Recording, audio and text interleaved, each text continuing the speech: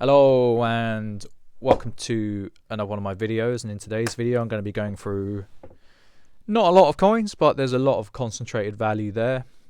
Before I do get into it, I just wanted to really thank people for how my channel's kind of blown up, relatively speaking, last week or two. I've added 100 subs in a week, which is crazy for me. I tend to add around 15 to 20 a week.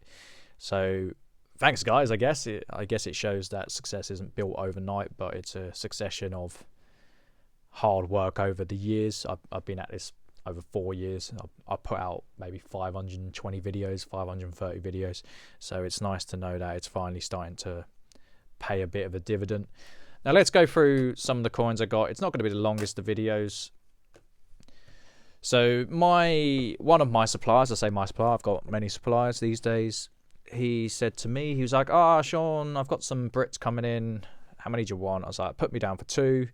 And then he sprung it on me and he was like, there's 3. Can you pay the guy for 3? And I was like, well, let me check the accounts because I'm not sure if I have it. And I did. So I was like, you know what? It's okay. I'm paying 99% on them. It's not a problem. So I've already sold 1, hence why you're only seeing 2. I did buy 3. So I had 2 of these and I had 1 of these. One of them I've already packed. So I approached the gentleman. I just said, "I have got that ounce for you," and he's like, "I've already committed elsewhere." And I was like, "Hang on, you committed to buying an ounce from me? Like, what's going on?"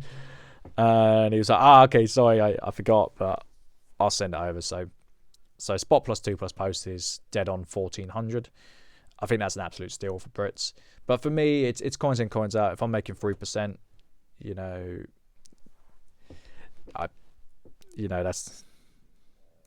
that's not a problem. I also sold another set, and so sorry, I also bought another set. This has just gone to a dealer, believe it or not.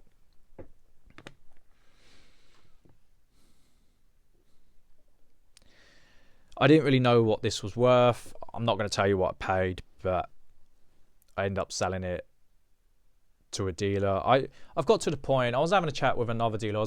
I had a deal lined up, or potential deal lined up, which was 150 2002 sovereigns.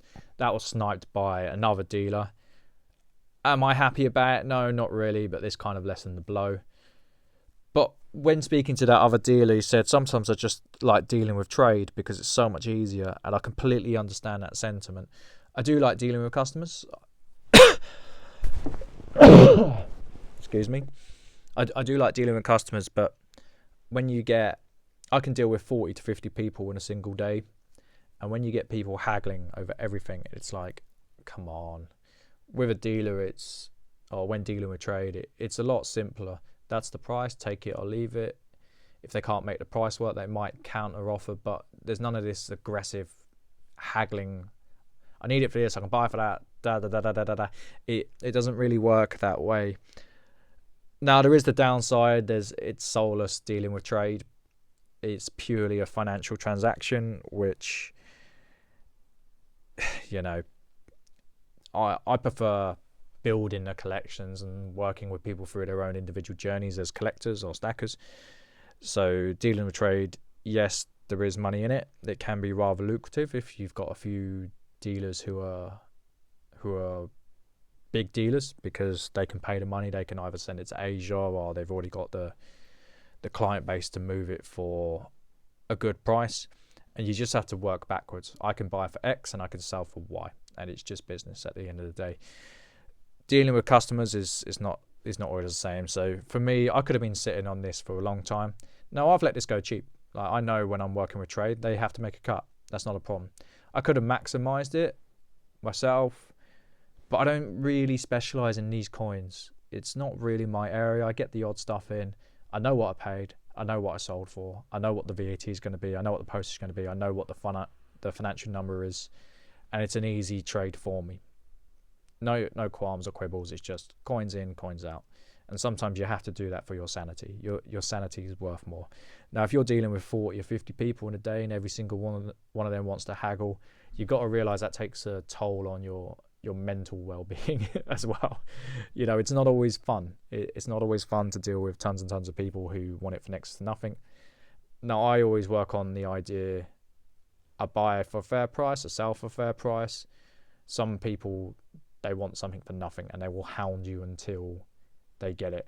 These days, I'm like, I have to eat. I'm not selling it for that. You're welcome to go elsewhere.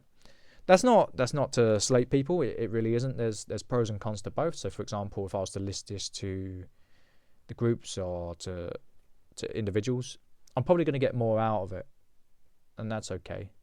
At the moment, I have bigger fish to fry. I like my accounts. So, I hope you've enjoyed the coins. This is a nice coin. This is a Piedfort set. Kew Garden. Nice coin. These, I was going to sell these individually. I had a buyer, but I just went to trade instead. I hope you've enjoyed the video. I'll see you on the next one. Not long until I'm at my 2.5k giveaway. I was going to bump it to 3k, but I thought, you know, I'm a man of my word. I'm not going to go back and move the goalposts. I said 2.5. I'm sticking to 2.5. I'll probably do that before the end of the month, the rate I'm going. But yeah, thank you for everyone who signed up to my channel. I hope you find it useful. And I'll see you on the next one.